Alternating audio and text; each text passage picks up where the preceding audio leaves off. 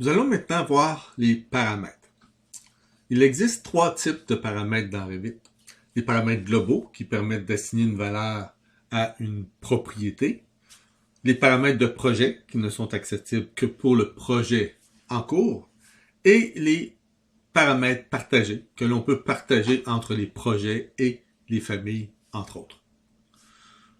Le premier volet couvrira les paramètres globaux, qui est peut-être aussi le plus simple d'utilisation. Pour le démontrer, j'ai ouvert ici notre projet bureau que nous avons utilisé depuis le début de notre formation Revit intermédiaire avancée. Et nous allons ajouter un plan de plafond. Donc, pour ajouter un plan de plafond, ce qui va nous permettre de faire un petit rappel, vous allez dans l'onglet Vue, dans la commande ici, plan de faux plafond. On vérifie toujours, jamais de mauvaise idée d'aller vérifier le type que l'on veut créer. Comme voyez-vous, il n'y a pas de type qui a été appliqué au niveau du gabarit. Donc, je vais aller choisir le Architectural Reflected Ceiling Plan.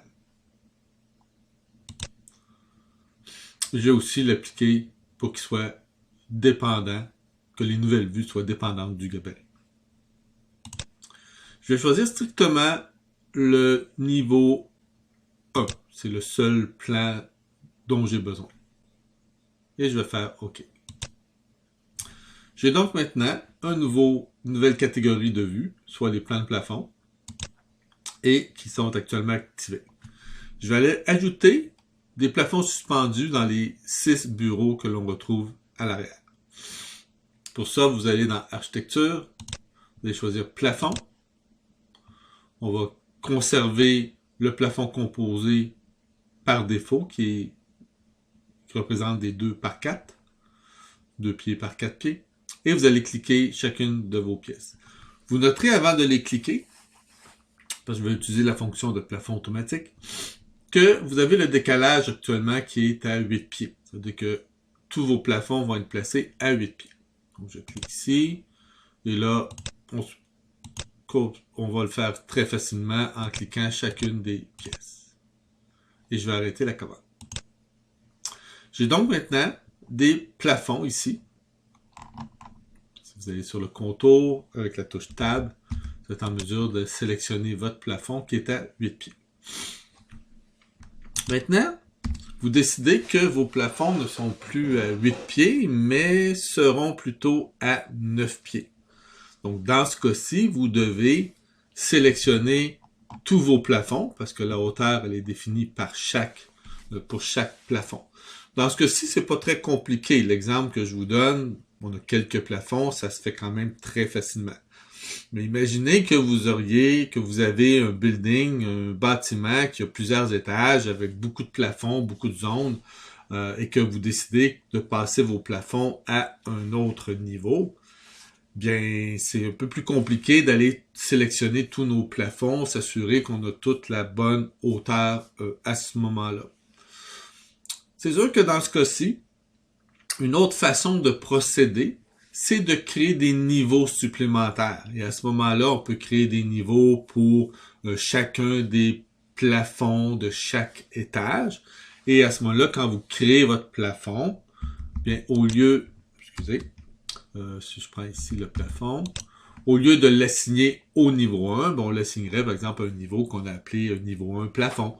Et à ce moment-là, le décalage serait à 0. Donc à ce moment-là, si vous avez à déplacer changer la hauteur de plafond, vous pouvez toujours changer votre hauteur de niveau. Mais ceci implique quand même de créer des niveaux à chaque étage. Donc, c'est un petit peu plus compliqué, surtout si vous avez la même hauteur de plafond à chaque étage. Ça implique quand même de créer quand même beaucoup de niveaux supplémentaires, qui, même si on ne les utilise pas pour des vues en plan, c'est ce qu'on appelle des niveaux de référence. Bon, ça peut être une solution qui est assez simple, mais l'autre, ce serait l'utilisation d'un paramètre global. Lorsque vous avez un paramètre avec un bouton ici, ça veut dire que vous pouvez le lier, donc l'associer, cette valeur-là, à un paramètre global. C'est pas nécessairement, ça peut être des valeurs numériques, ça peut être des valeurs textuelles, ça peut être un matériau. Donc, dès que vous avez le bouton qui apparaît ici, ça veut dire que vous avez la possibilité de le lier avec un paramètre global. Vous pouvez le faire par ici, même si vous n'avez pas de paramètres globaux de créer. Sinon, si vous voulez aller voir la liste de vos paramètres globaux, vous les retrouvez dans l'onglet Gérer. Dans la section Paramètres, vous avez ici 3 boutons. Donc, celui du bas, c'est les paramètres globaux. Celui du milieu, c'est pour les paramètres partagés. Et celui du haut, c'est les paramètres de projet. Si vous cliquez, par exemple, sur Paramètres globaux ici, là, vous avez la possibilité de voir vos paramètres et aussi d'en créer ou d'en modifier ici. Donc, c'est possible de le faire par ici, mais on peut le faire aussi quand je vais faire Annuler. On peut le faire aussi directement avec le bouton que je vous ai montré. Donc, dans un premier temps, je vais vous le montrer avec celui-ci. Quand vous cliquez le bouton ici, on va vous montrer les paramètres globaux. Naturellement, dans la liste, je n'en ai pas. La différence entre le fait de le créer à partir d'ici, c'est qu'automatiquement, il a déterminé le type de paramètre qui va être de type longueur. Quand vous créez le paramètre à partir de la boîte de dialogue paramètres globaux, ben, quand vous créez votre paramètre, il faut faire attention de choisir le bon type de paramètre, sinon vous ne serez pas en mesure de l'associer avec le paramètre que vous voulez. Ceci, en passant par ici, ceci évite cette petite erreur-là quand même. Donc, si je clique ici, nouveau paramètre global, je vais lui donner un nom, disons hauteur de plafond.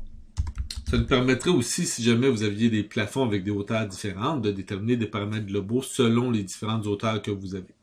Donc, vous remarquez qu'étant donné que le paramètre a été déterminé, je n'ai pas à sélectionner. Si j'avais à le créer à partir d'un paramètre global, j'aurais à choisir ces éléments-là. Dans quelle position vous voulez placer votre paramètre? On va le regrouper sous le paramètre cote. Ça, c'est tout simplement dans votre gestionnaire des paramètres globaux que vous allez pouvoir les retrouver dans la bonne section. J'y reviendrai un peu plus tard.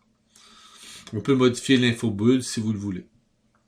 L'infobulle, c'est le petit message qui apparaît lorsque vous survolez votre paramètre. Je vais faire OK. Donc, j'ai un paramètre qui est ici et je vais faire OK une autre fois. Donc là, je viens de l'associer. Donc à ce moment-là, vous voyez que la valeur qui est ici est maintenant grisée parce qu'elle n'est plus contrôlée dans les paramètres, mais par le paramètre global que l'on retrouve ici. Quand vous le cliquez, vous voyez votre paramètre global qui est ici. Maintenant, si jamais vous voulez changer les valeurs, je vais faire OK ici, c'est là que vous allez dans l'onglet Gérer, dans Paramètres globaux. Et là, vous voyez que vous avez votre paramètre hauteur de plafond. Il est dans la section Cote. Ça veut dire que si vous avez plusieurs paramètres globaux, vous pouvez les catégoriser, ce qui vous permet de les retrouver un peu plus facilement. Et là, vous avez votre hauteur de plafond qui est ici. Donc, si je décide de la passer à 9 pieds, il a automatiquement mis 8 pieds parce que quand je l'ai créé, la valeur par défaut était à 8 pieds. Et là, si je le mets à 9 pieds et que je fais OK, vous retrouverez, si je viens sélectionner mon plafond, bien lui est maintenant à 9 pieds. Naturellement, la première fois que vous créez vos plafonds, donc, par exemple, je pourrais tout sélectionner les plafonds qui sont ici. Là, je vais vérifier, j'ai plus que des plafonds, donc je vais juste sélectionner mes plafonds avec le filtre. Et à ce moment-là, le décalage, je vais cliquer ici. Je vais l'associer à mon paramètre globaux hauteur de plafond. Et quand je vais faire OK, ben, tous mes plafonds vont maintenant passer à 9 pieds. Donc, ça nous permet d'avoir un certain suivi, d'avoir une certaine uniformisation lorsque l'on utilise les paramètres globaux. C'est aussi possible, sans rentrer dans les détails parce que j'ai pas d'exemple précis, on a vu que lorsque je vais dans les paramètres globaux, on peut aussi rentrer des formules.